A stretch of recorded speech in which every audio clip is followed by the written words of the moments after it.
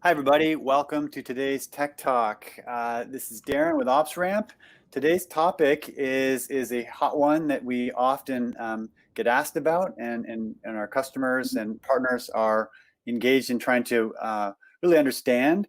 The topic is keeping your CMDB up to date in distributed time. So in this new world of dynamic infrastructure, what is the role of a CMDB? And I'm excited to tell you that today we have a special guest, Beyond20. Our partner is going to be really diving into this and sharing some of their expertise, how they work with their clients, and really getting going with on the ITSM side and CMDB side, and then connecting those dots with IT operations management. So we've got a really, really deep agenda. We'll talk through some of the concepts. What's changing, certainly in the era of remote IT operations management. We'll talk a little bit about the evolution of the CMDB and how to maintain it in these more distributed times that we live in. And then we'll spend most of the time diving into the demo, as we always do on these weekly Tech Talks. So first of all, I want to introduce our partner, Beyond20, and it's probably best for you guys to introduce yourselves, and then I'll do more formal introductions to our speakers. Scott, do you want to just jump in and kind of tee us up and really set the stage for Beyond20 and who you guys are and what you do? Sure. So we're Beyond20. We're an ITSM and solutions consultant. For this conversation, we work with different ITSM tools, helping customers configure their CMDB and incident process, change process, and we're a partner with OpsRamp. So for this conversation, a lot of what we're doing is showing the relationship between OpsRamp and what an ITSM tool can do when they're integrated together. Fantastic. You know, let me now introduce you, Scott, just to give folks a little more context, as well as YL, who's representing OpsRamp, and we'll be diving into the OpsRamp discovery and monitoring elements of the demonstration. So Scott has over 10 years of experience in IT, served in a variety of roles, from global technical lead to major incident manager to Sharewell developer. Scott's an ITIL expert, achieved 6 Sigma certification during his time at HP. He's the brains behind some of Beyond20's most creative and technically challenging Sharewell builds, and he also built the integration you'll be seeing today. So welcome to today's Tech Talk, Scott. And Brian, I'm not sure if Brian is going to be making it, but we also have Brian joining the call. Brian Flora, are you there, Brian? He was working with a client, so let's just keep going. I'm also excited to have, as always, YL Ataki, who's been on a few of these Tech Talks. YL, why don't you introduce yourself? I feel like I can't really, do it for you.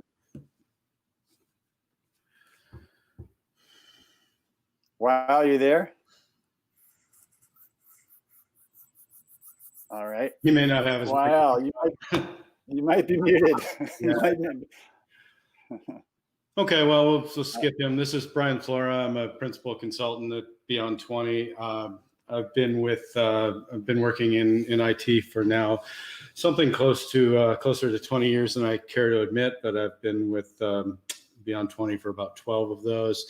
Gotten the opportunity to work with the folks in OpsRamp on a lot of different interesting projects.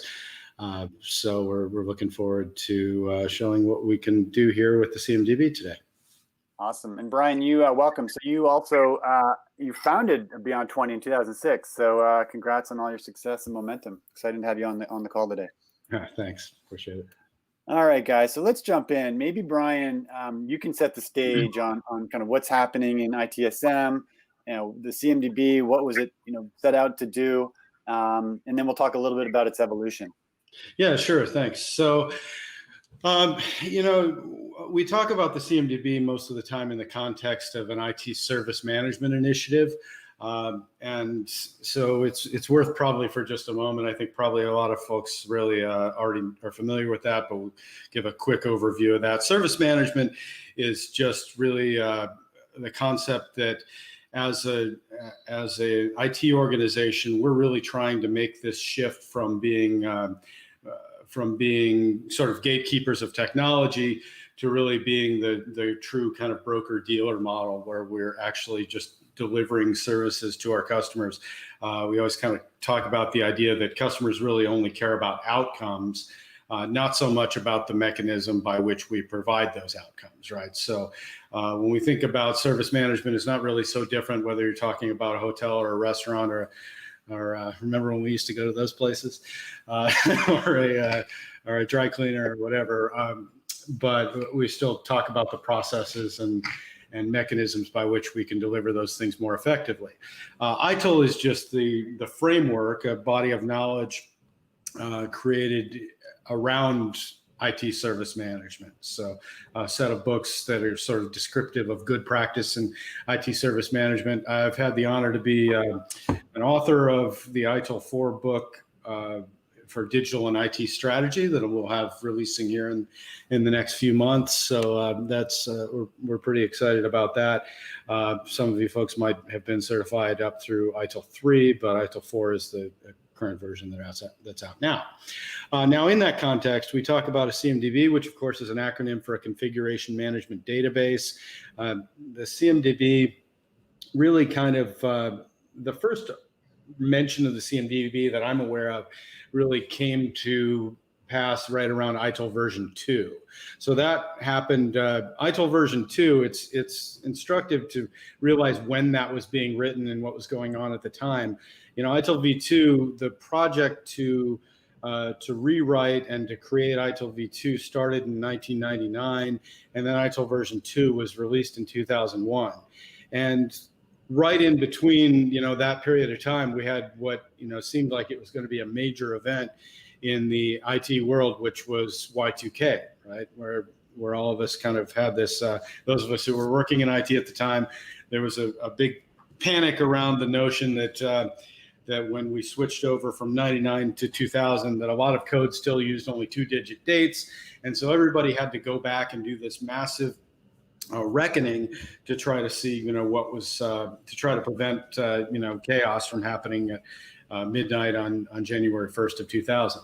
What happened during that is a lot of folks realized that they didn't have a clear handle on what they had, on what the inventory was, what assets they had, what the versions were, and that kind of thing. And so that ended up driving kind of this notion of the configuration management database, and was really kind of germane to that. So when ITIL version 2 came out, it had this concept of the CMDB, which was really this idea that we would bring in everything that we had in our environment, and we'd represent that as a model in a database, right? That we'd have, you know, every single configuration item, we call them CI.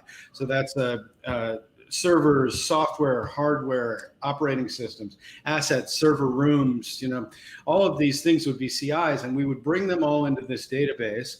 And then we'd build a configuration model that documented the relationships between these things. So we'd say that this application is hosted on this server, and it uses this database, and it is upstream from this other server down here, and it's downstream from this network switch, and so forth. And it was this this idea that we'd, again, use the relational database to build all that in.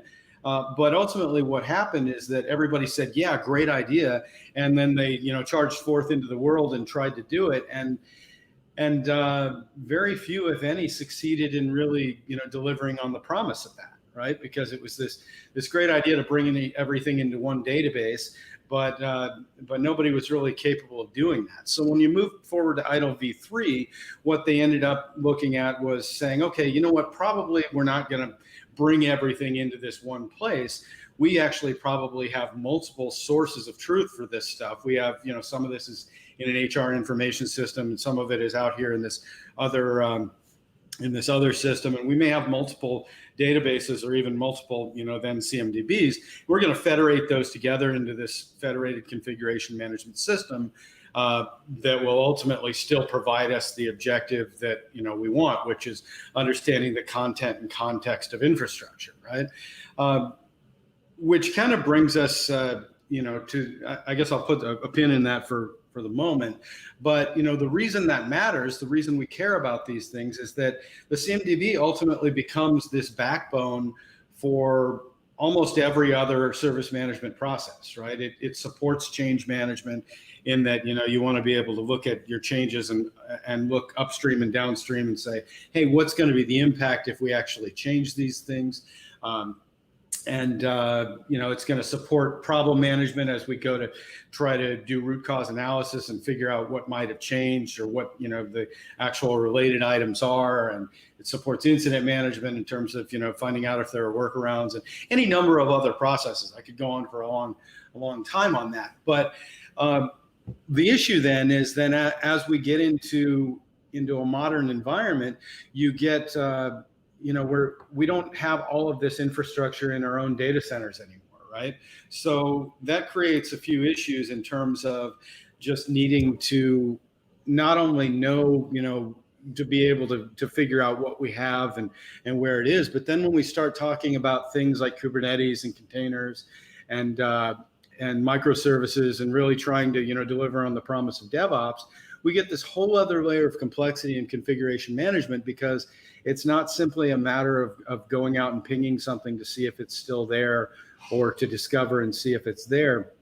You might have, a container that is only running for, the services there are actually only running for a few minutes a month, right? Because that's what we really like about having containerization and being able to deliver on, on that DevOps promise is these microservices that are there when they're needed and not otherwise. So the question then becomes, how do I represent that in a CMDB that, was sort of a flat-ish, I know it's a database, but it's still sort of a flat-ish two-dimensional representation of that. And that's kind of where we come into the need for a more modern solution. And that's where OpsRamp comes in. And that's where we see, some of our clients really benefiting from that, is in that we, have the ability to create this comprehensive, logical CMDB model or configuration model that isn't dependent on, everything being in one place and has the ability to sort of keep itself current. We could go on for a long time about the other major issue with CMDB, which is that, it's always been very difficult to keep it current. You could spend a year building it and, getting everything together, but then it becomes very difficult. It stays current for about 10 seconds. And then of course you can't trust the data. So with that, I want to hand it over to, go ahead. Yeah, let me come in on this, because you covered a lot, and we could do spend a lot of time on each of those points you made in this evolution. I feel like there's been a spectrum of opinions. I've seen articles that CMDB is dead in this new era of infrastructure as code. You're clearly pointing to that the CMDB is here to stay. It just needs to evolve. How do you? I guess one of the questions I have for you now is, how do you even get started, and should you get started with a CMDB initiative from some of the clients that you're working with in this modern era?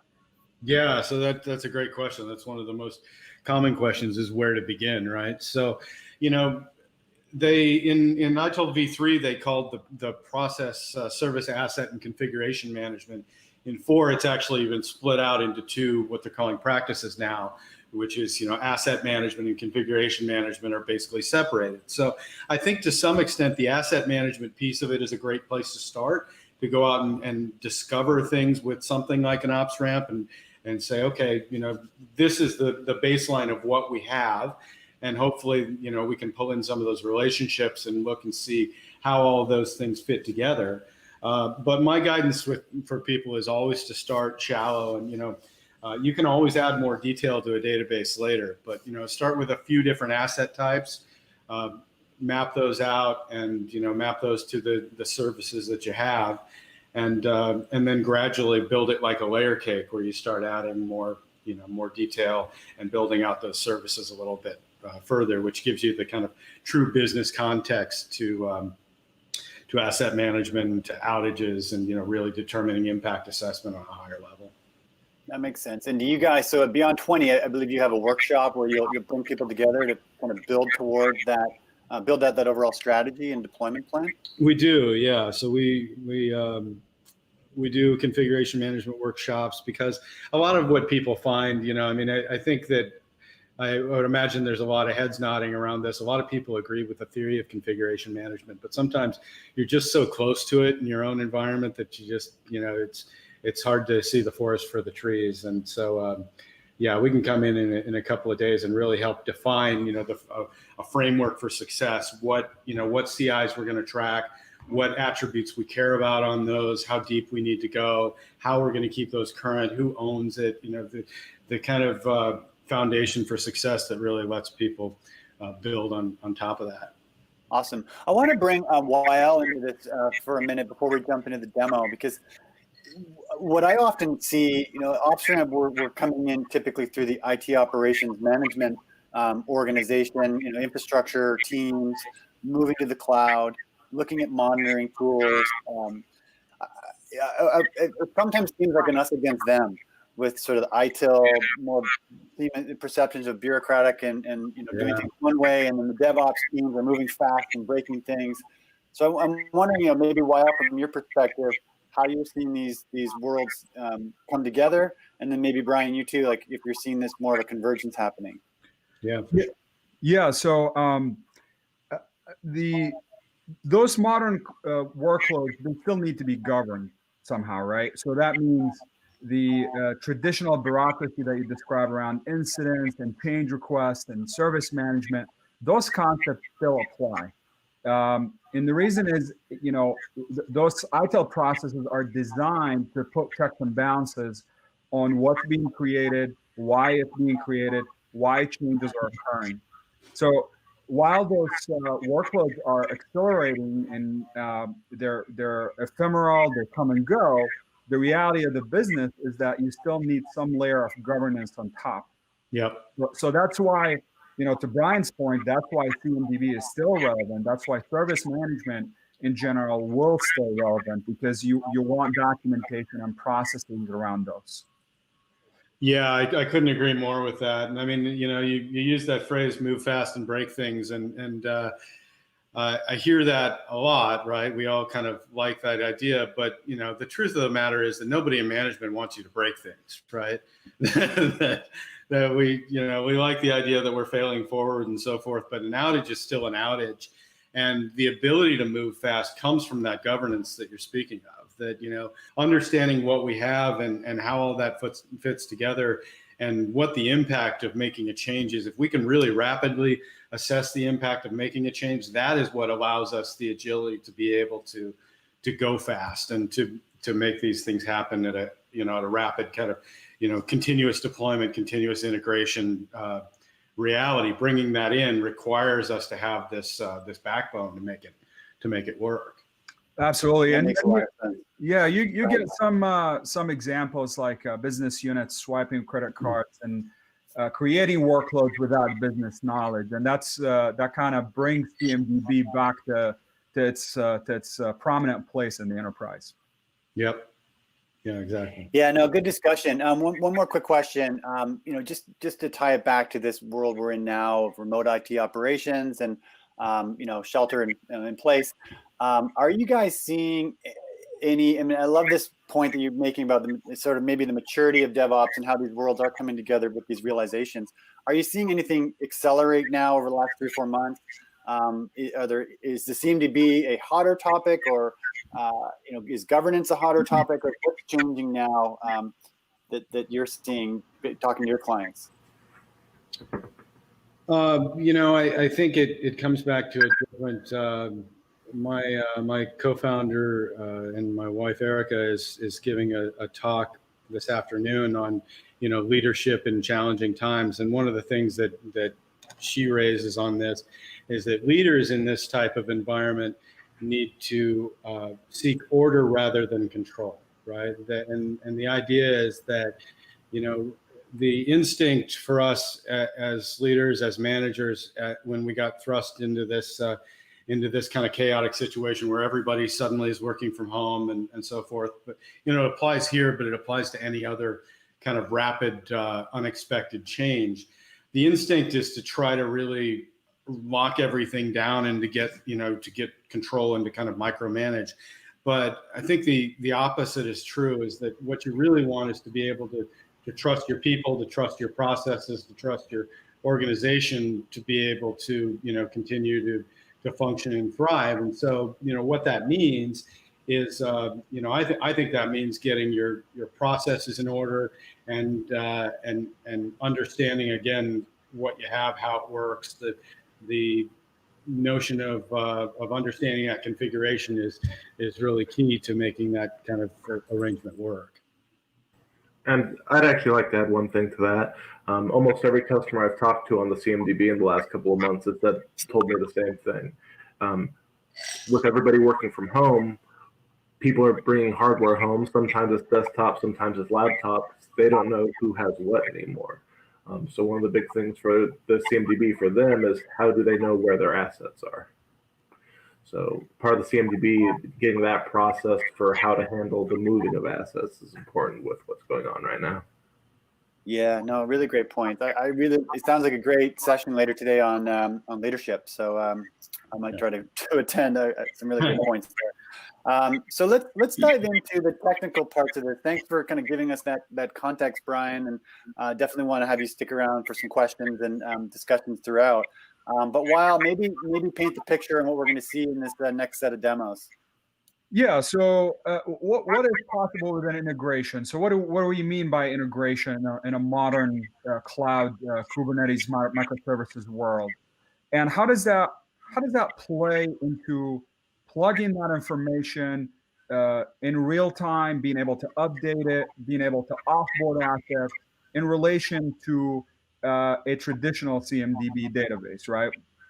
And how does this enable the enterprise to reflect change accurately in this kind of moving world, and how does that translate also to monitoring and events that a tool like OpsRamp actually collects natively? So what we're going to show you is a simple demonstration of an AWS integration, review of what we were able to discover, review of our discovery model, and then how that actually then transitions over to a CMDB. So with that, I'm going to kick off the demo. I'm going to go ahead and share my screen. Awesome. There you go. So OpsRamp is a SaaS platform, right? And at any moment you can create a tenant to onboard your infrastructure. And what we mean by onboarding is really a dynamic discovery of assets. So what will happen is, actually, I'm going to show you, sort of the guts of how an integration model works. So we have a single unified integration model with cloud, whether they're, it's AWS, Azure, GCP, VMware, or on-premise resources. They pretty much work in a unified discovery model way. And that is, give me credentials to your respective cloud.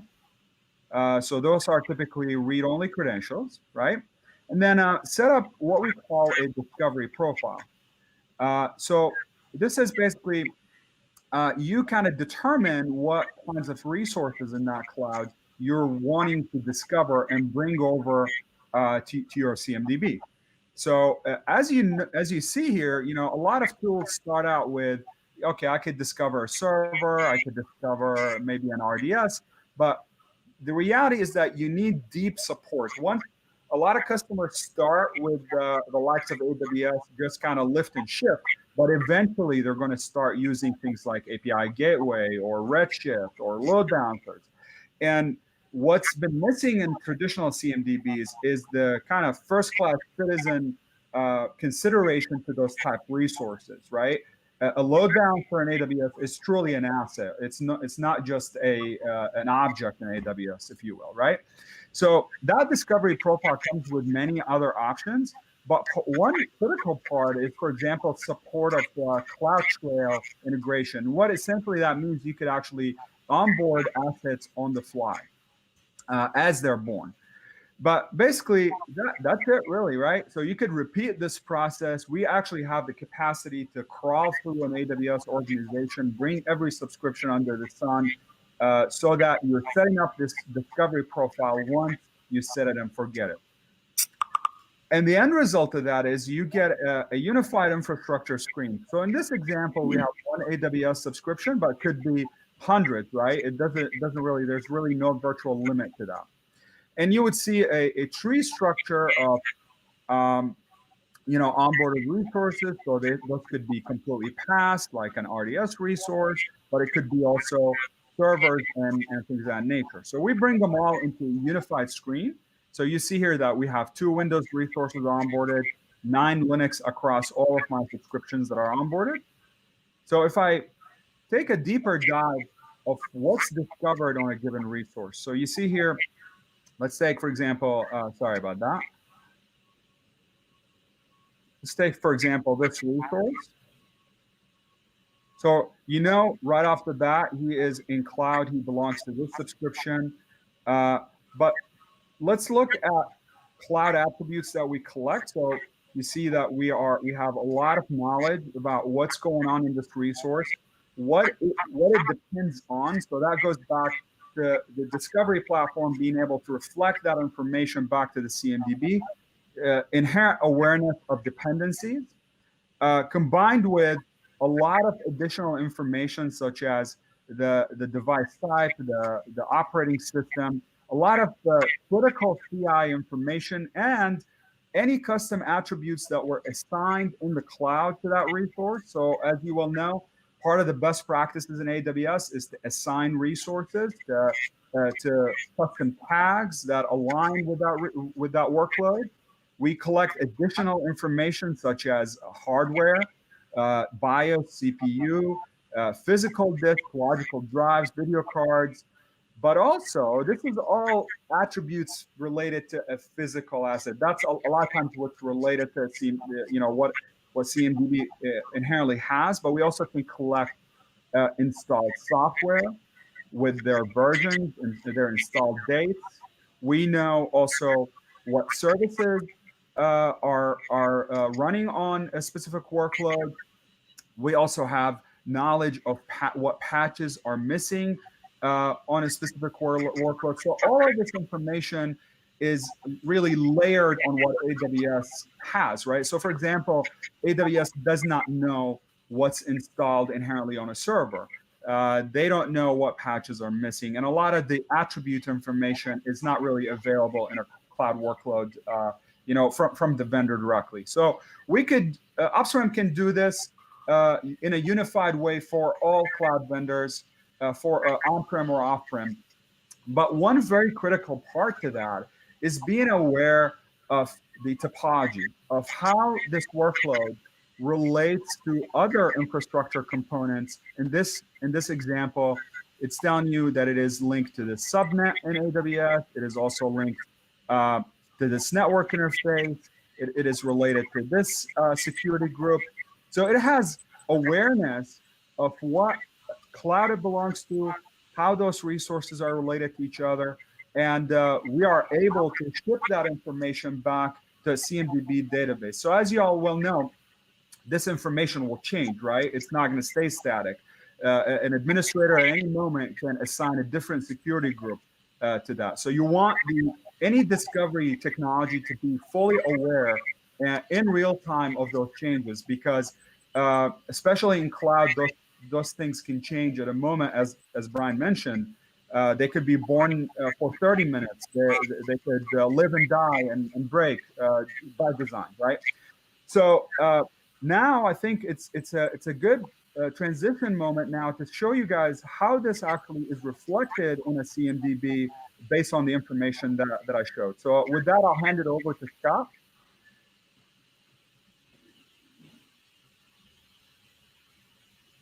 Scott, are you there? Can you hear me? Yes. Hi. So I'm sharing out my screen now, and you should be able to see it in just a sec. There we go. So what I'm currently in is a ITSM tool called Cherwell. We can integrate with almost any ITSM tool, but Cherwell is what we're using for this example. So as Weil had up, he had all the different resources that OpsRamp was discovering, in this case from an AWS environment, and all those same resources get brought over into Cherwell. So he had this Windows 01 server open, for example. So all the data that comes in from OpsRamp is fed into Cherwell to populate the CMDB. And from a CMDB perspective, there could be multiple sources. You could have another source for your laptops and desktops like SCCM. You could have a source for mobile devices like MobileIron. All that could get input into a single database within your ITSM tool as a CMDB, and then this gets utilized by the rest of your ITSM processes. The two biggest are usually event management, which drives incidents, and then discovery, which helps with change control. So at a high level, first, we've got the standard server asset, and I'm bringing over a bunch of different information that I've decided I want brought over from OpsRamp.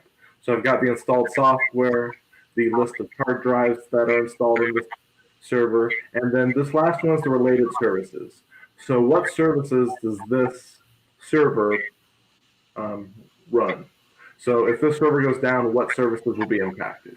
In this case, it's the HR service, but it could be, your email service or any other service you provide your customers. This way, if the server goes down, we're saying, okay, this service or these services are what's going to be affected. And Scott, you're pulling in that HR service from the service map in OpsRamp, is that correct? Correct. So both Cherwell and OpsRamp in this example have service mapping. So there is some manual effort to tie resources to services. So it's simply a matter of what side of the equation you're doing it on. If you have identified services in OpsRamp, then Cherwell can bring that information down and help populate Cherwell's asset management and relate those to services.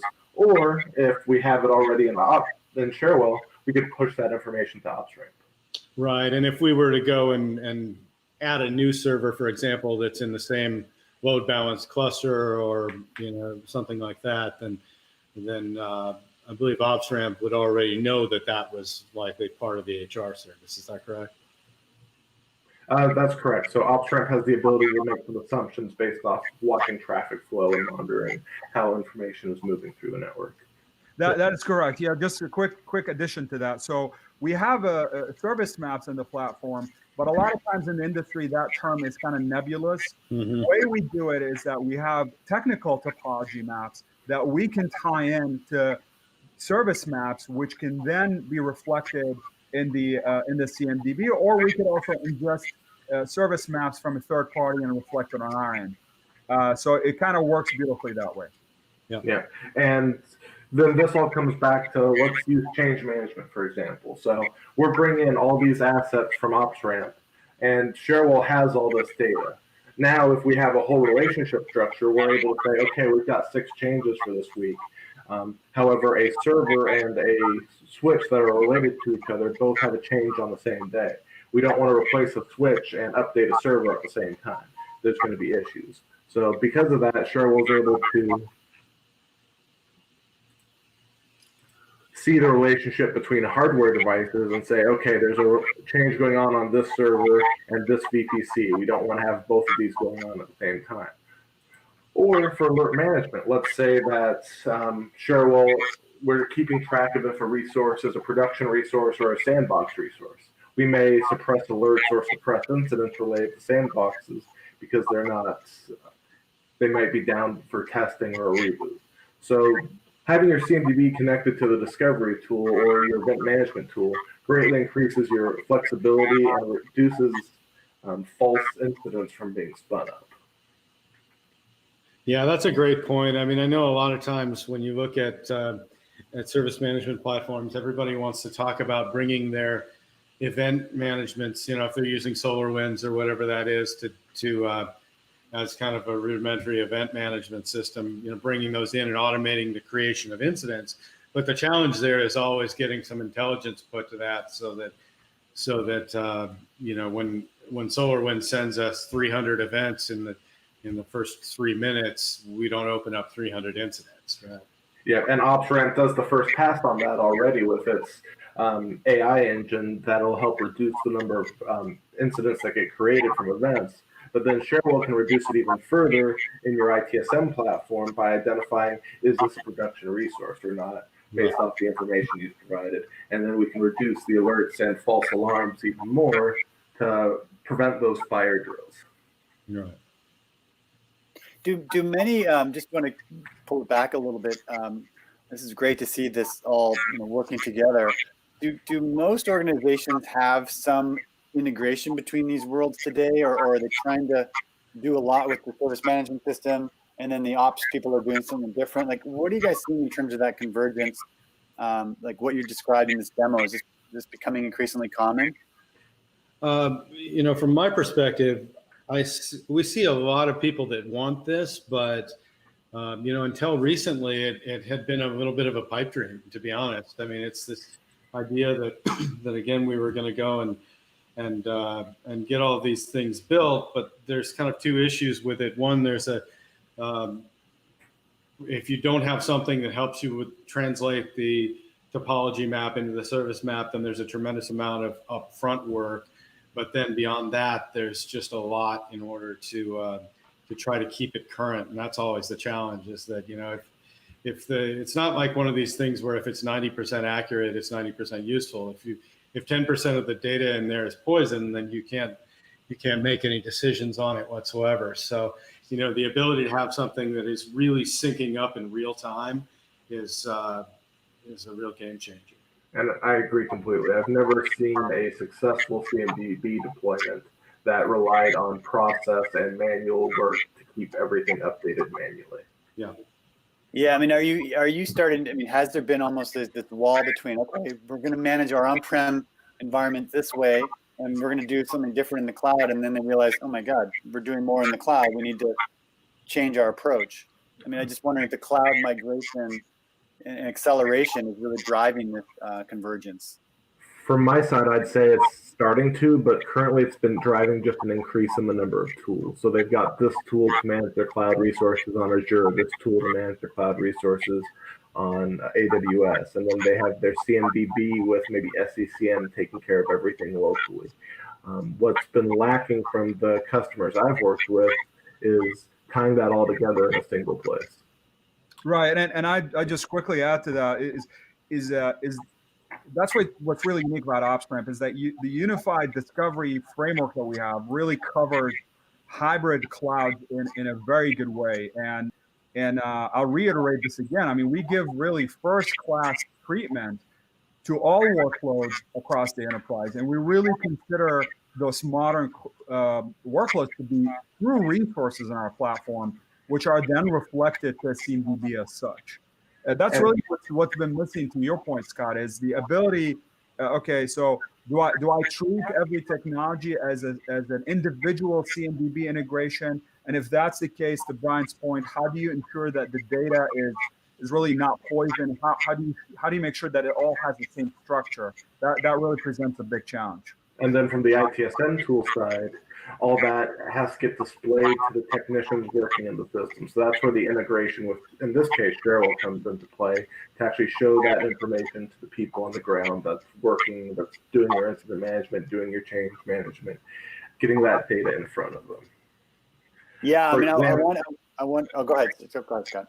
And I was just going to say, for example, if WOW spins up a AWS server, it takes about a minute for it to get discovered by OpsRamp, and then it takes 1 to 2 minutes for that information to get down to Cherwell. So in this case, there's about a 2-minute lag from an update or a change or a creation of an asset that OpsRamp discovers to the point that it's in and populated in your CMDB.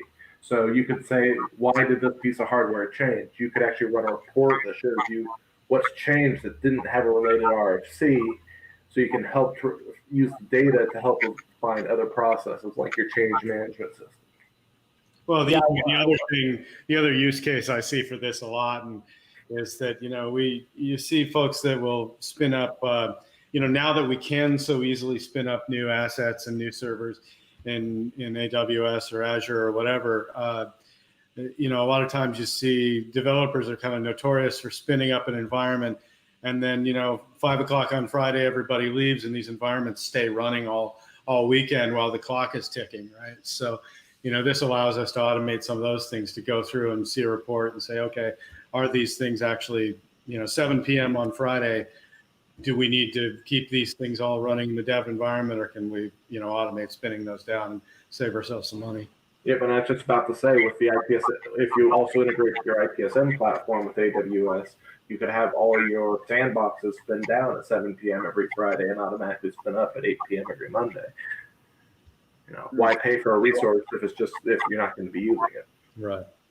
It's a good point. I wonder if I can put you on the spot while we were at an ITSM show recently, after when there were shows, and we had just showing that one screen of OpsRamp showing a hybrid view of seeing all the assets and infrastructure in one place from cloud and on-prem.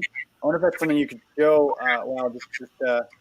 because literally we had people coming by our booth saying, wow, we need that, because they had never really seen it all, in one view. So I thought that was really interesting feedback. Just showing that screen seemed really impactful for folks who had only been kind of looking at it from one perspective. Absolutely. So this is kind of what we mean by hybrid cloud discovery, is having a unified model for bringing all this stuff together. So you see assets here from the likes of VMware. So those are data center clusters. But at the same token, I could discover equally things like storage containers, NetApp clusters, right? So, for example, as I'm browsing, all of it gets abstracted to attributes, to resource attributes, right? And what that means is you have sort of normalized any asset, CI information into a single framework, which you can then take upstream to a CMDB tool. But at the same time, if you look here, you see that in the previous example, we showed you one AWS subscription, but more likely, to Brian and Scott's point, you're going to have the developers that have their own subscriptions, and they spin up workloads. Maybe today they have 31 resources, tomorrow they have 50, right? So that's what we mean by bringing it all together in a unified way. And once you create that that integration with CMDB, all this information unanimously will start flowing in real time. So what we mean by real time is that as soon as an asset is created, it gets created on the other side. When it's updated, we reflect that update. But also, a lot of times I see a challenge in CMDB is that they stay sort of dirty with old data. What about those resources that no longer exist in the cloud? Because CMDBs were designed back in the day when you had an actual physical asset that's purchased for 3-year time span, right? Or at least. So what about resources that are born for only 30 minutes? How do you get rid of them? So that's what we mean by unified discovery. And as you can see, we have the same treatment for also containers and modern cloud workloads. We collect some telemetry on that as well.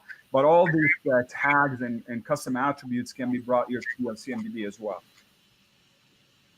Awesome. That was thanks for a real-time quick demo. I want to just we'll go back to a wrap-up. We're kind of coming to the end of the discussion. But there's a good question here for you guys, really, I think Brian and Scott. But we kind of hit on it a little bit. But the question is, or comment, CMDB is never finished. So how do you keep it up to date? After you set it up, what do you do next? And how do you approach CIs that can't be discovered? There's a lot there. Yeah. No, I mean, and I guess we can kind of take it in some of those things. This, really is the solution to, right? When we start looking at the idea of it never being finished, that's exactly the issue, because so much of it just becomes shelfware where it gets populated, and maybe when people do work, they actually, pay lip service to attaching it to a particular CI, but nobody makes any decisions on that, and it's not really, used or trusted. So, it's just a matter of setting up something that from where the technology helps you support this on an ongoing basis with automated integration and discovery and so forth. In terms of things that can't be discovered, yeah, I mean, there are going to be things out there. I mean, there's very little that we truly can't discover, but there are sometimes things where, maybe we have printers or we have, like a piece of industrial equipment or something like that. Sometimes we look at, everything's connected now. So something, a piece of equipment on a factory floor might have an IP address, but we can't really find a lot of info about it. So depending on whether your security folks will let you get that, sometimes we can do that through like simple SNMP traps, or, we might have to pare down the assets that we track. And then, of course, the dreaded last choice on that is that, some of those things you might have to have a quasi-manual approach to, which, I know we just spent a lot of time saying that's not the way to do it, but as long as we can minimize the number of assets that we're handling that way, that's probably the best way to do it. And I'd also add, sometimes it's a question of, is tracking it helpful? For example, the last company I worked for, every light bulb in the building had an IP address. Do we actually want to track light bulbs in our CMDB? Good point. Good point. Awesome. Well, that brings us to to a wrap on the Tech Talk. I mean, great discussion. We could probably go on and on. It's a hot topic. I want to encourage folks to check out this link here to get going with Beyond20, and maybe give you, Brian, the last word on what that would look like. So if I'm interested, I've attended this, what would the next step be with you guys? Yeah, there's a couple of things, you can just reach out to us through that form, and we're happy to, do a quick phone call and kind of kick some ideas around, or talk about, how we might be able to help, or just answer questions. The other thing I'd suggest is if you want to go out to our blog at beyond20.com/blog, there's a lot of, good information on this stuff there. Also the YouTube channel, it's youtube.com/beyond20llc. So lots of good, free resources available to help with these things. Fantastic. Well, thanks again for joining us today, guys. Great session. All of these talks are on our YouTube channel as well. You can check out OpsRamp.com/events to see what's coming and all the other recordings. But really appreciate it, and look forward to our next conversation. And thanks for being a great partner. All right. Thanks, guys. Appreciate it.